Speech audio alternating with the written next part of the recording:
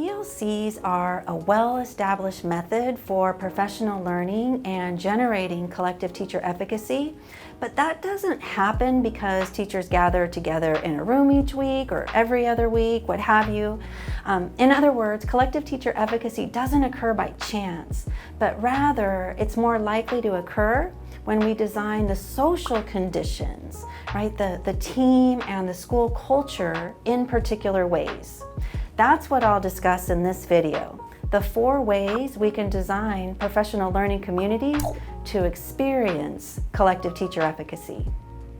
So Albert Bandura was a researcher at Stanford, and he was the first one to demonstrate that self-efficacy, the beliefs in one's own capabilities, has an effect on what individuals choose to do and the amount of energy they put into doing it and the way they feel as they're doing it.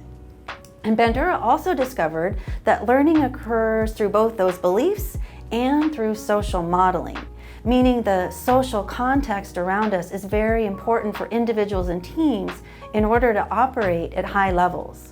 Bandura explained that efficacy is a self-sustaining trait. So when a person or a team is driven to work through their own problems on their own terms, they gain positive experiences that in turn boost their efficacy even more. And what we know is that teacher teams often work really hard, but not always wisely. They're not as efficient and effective as they'd like to be. So collaboration is more than activities. It's about producing results through acting together.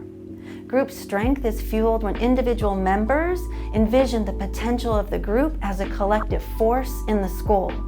There's a commitment to working together, which is reinforced through elevated student achievement.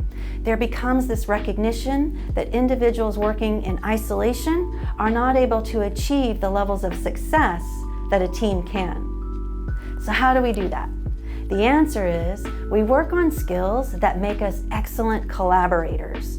We don't prize individual success as the ultimate goal, but rather we aim to build teams where every individual contributes and strives to be the best supporting colleagues. When I work with teams, I look for that. Do teams favor the most valuable player, or is there a shared commitment across the group to be the best supporting colleagues?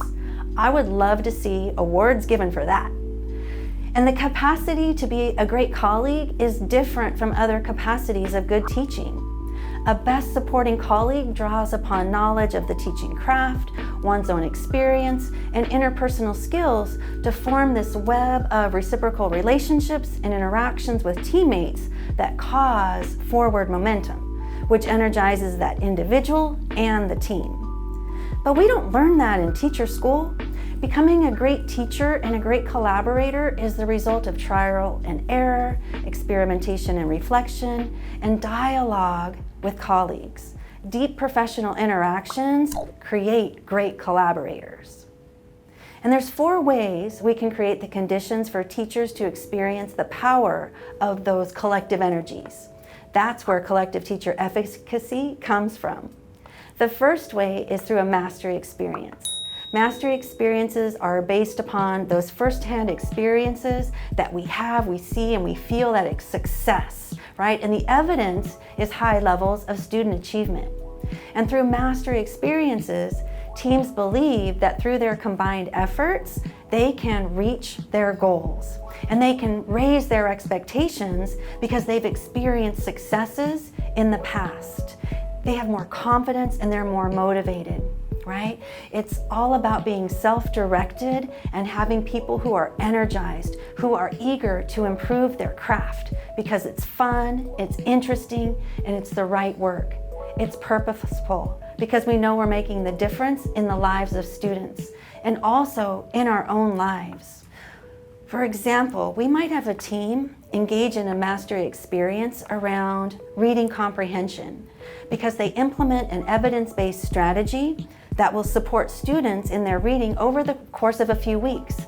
They talk about how to implement that strategy, how to adjust it so students are successful. They monitor learning, but they make sure their bar is set really high. And then they also gather that data. So a few weeks later, When the team takes stock, they realize the goals that they set for themselves and for other students that have been met, and they celebrate. That's a mastery experience. The second way we can create the conditions for collective teacher efficacy is through vicarious learning. That's when we're not directly involved, but we see a situation and we say, I can do that. So perhaps a fourth grade team witnesses how the third grade team teaches inferencing, and they say, I can do that. Another example is when our school was helping students to break down performance prompts in 3rd through 6th grade, and the 2nd grade teachers saw what the upper grade teachers were doing, and they said, we can do that too. We see how that can help students to be better prepared for 3rd grade by teaching them to better read and understand those prompts. That team said, I can do that too. And they made learning better for kids. That's vicarious learning. It provides a model of future behavior. The third way is social persuasion. Social persuasion is another way by which teachers can strengthen their conviction that they can achieve the goals they've set. Social persuasion can take many forms, like feedback from the principal or superintendent, or perhaps a coach, or from peers, perhaps through deep discussions with colleagues during meetings. Verbal persuasion alone has limited power, though. It really depends upon the credibility of the persuader. However, when verbal persuasion is coupled with a mastery experience, it can influence the collective teacher efficacy of a school staff. The last way to create the conditions for collective teacher efficacy to develop is through positive emotional states. The emotional tone of the school, the culture, it can influence how schools interpret and react to the challenges they face. Just as individuals react to stress, so do organizations. The levels of anxiety or excitement that we feel, they add to our perceptions of our capability or our incompetence. So we pay attention to the tenor or the feeling of the PLC meetings, and we work on interpersonal and communication skills, because it's not enough to just agree upon norms. It's another thing to walk the talk. That means we practice the skills such that they become our norms, and that takes intentional effort. To recap, Bandura tells us that there's 4 ways to generate collective teacher efficacy: mastery, vicarious experiences, social persuasion, and positive emotional states. We can take steps to create those conditions in our PLCs. And as Bandura says, onward and upward, and may the efficacy force be with you.